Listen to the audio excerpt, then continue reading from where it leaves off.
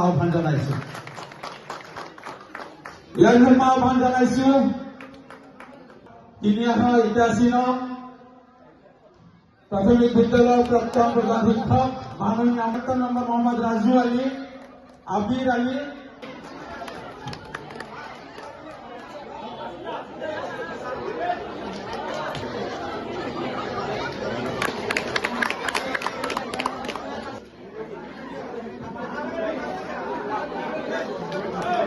বুলবুল আলী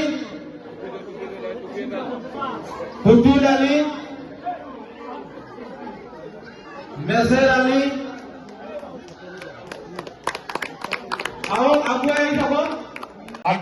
মই কংগ্ৰেছত আছিলো জন্মগতই আমাৰ কংগ্ৰেছ বুলি ক'লেও ভুল নহয় কংগ্ৰেছত মই বৰ্তমান দিনত আজিৰ দিনত বৰবাগ ব্লক কংগ্ৰেছৰ চেয়াৰমেন হিচাপত আছোঁ মানে তেজৰাৰ হিচাপত আৰু বৰবাগ সংখ্যালঘুৰ চেয়াৰমেন আছিলোঁ গতিকে আজি মই এই মিডিয়াৰ যোগেদি মোৰ যিখিনি দায়িত্ব আছিল পদবী আছিল সেই পদবীখিনি মই আনুষ্ঠানিকভাৱে ত্যাগ কৰিলোঁ আৰু আজি এই সুযোগতে মই ভাৰতীয় জনতা পাৰ্টিত মই যোগদান কৰিলোঁ কিহৰ বাবে আকৰ্ষিত হ'ল কিহৰ বাবে মানে এইটো চাওক আজিকালি আৰু মানে আমাৰ যিখিনি মৌলবাদী আছে তেওঁলোকে মানে এটা কথাই বুজাব বিচাৰে যে মানে কি বিজেপিৰ মানুহেও ধুনীয়াকৈ কাম কাজ কৰি চলি আছে আৰু আজি আমাৰ এই সমষ্টিটোত দিগন্ত বৰ্মন ডাঙৰীয়া MLA থাকোঁতে যিমানখিনি কাম হৈ আছে আমাৰ নাৰায়ণ ডেকা ডাঙৰীয়া প্ৰাক্তন নাৰায়ণ ডেকা ডাঙৰীয়াই ইয়াতকৈ বেছি ভাগে ভাল কাম কৰিছিলে আজি আমি দুৰ্ভাগ্যজনক বিষয় যে নাৰায়ণ ডেকাই যেতিয়া এই সমষ্টিটোৰ বিধায়ক হিচাপে হাৰিছে কিন্তু আমাৰ বৰবগীয়া ৰাইজে অতি মানে দুৰ্ভাগ্যজনক হিচাপে ভুগি আছে সংখ্যালঘু ৰাইজৰ যুৱক হিচাপে সংখ্যালঘু ৰাইজৰ কি ক'ব আপুনি সংখ্যালঘু ৰাইজক মই এটা কথাই বাৰ্তা দিব বিচাৰিছোঁ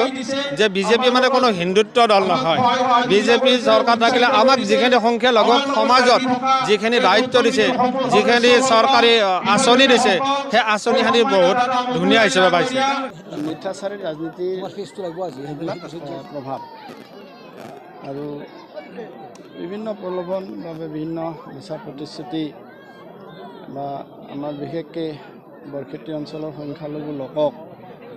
বিজেপিৰ ভয় ভাবুক দি তেনেকুৱা ধৰণৰ বিভিন্ন কথা কৈ সংখ্যালঘুৰ দ্বিতীয় অঞ্চলক ভোট বেংক হিচাপে ব্যৱহাৰ কৰি আছে আৰু ৰাইজে লাহে লাহে বুজিছে উন্নয়ন বিকাশ যদি সম্ভৱ হয় ভাৰতীয় জনতা পাৰ্টীৰ নেতৃত্বাধীন চৰকাৰ আৰু হিমন্ত বিশ্ব শৰ্মাৰ নেতৃত্বতে হ'ব এই কথাখিনি আজি সৰ্বত্ৰ ৰাইজে বুজিছে আৰু সেইকাৰণে ভাৰতীয় জনতা পাৰ্টীত যোগদান এইধৰণে চলি আছে না আজি মোৰ বিশেষ কাৰ্যসূচী নাই মই আজি যোগদান কাৰ্যসূচী কৰাইছোঁ ক'ত আছিলে ৰাইমাধাৰ এই বিশেষকৈতো এই গাঁওখন কংগ্ৰেছৰ দুৰ্গ আছিল ইয়াতে 95% লোকে কংগ্ৰেছক ভোট দিছিল আজি প্ৰায় এই গাঁওখনো কংগ্ৰেছ শূন্য হ'ল গতিকে এনেকুৱা প্ৰগ্ৰেম বা এনেকুৱা যোগদান জিয়াউল হক কংগ্ৰেছৰ এগৰাকী শক্তিশালী নেতা আছিল আৰু ৰাইমাধা ইতিমধ্যে কংগ্ৰেছৰ দুৰ্গ বুলি আপুনি কৈছে গতিকে তেখেতৰ যোগদানে বিজেপি দলটোক কিদৰে অনাগত সময়ছোৱাত শক্তিশালী কৰিব বুলি নিশ্চয়কৈ কৰিব কাৰণ এইবিলাক নিষ্ঠাবান কৰ্মী আছিল তেওঁলোকে কংগ্ৰেছৰ মানে ধৰি ৰখা তৃণমূল পৰ্যায়ৰ কৰ্মী আছিল আজি এইবিলাক কৰ্মী বিভিন্ন কাৰণত হতাশৰ সন্মুখীন হৈছে হতাশাত ভুগিছে দল কৰিছে বা হেৰি কৰিছে দলৰ পৰা একো পোৱা নাই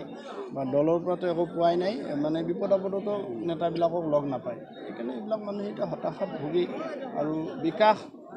চবকে লাগে সেই বিকাশমুখী হৈ ভাৰতীয় জনতা পাৰ্টীত যোগদান কৰিছে।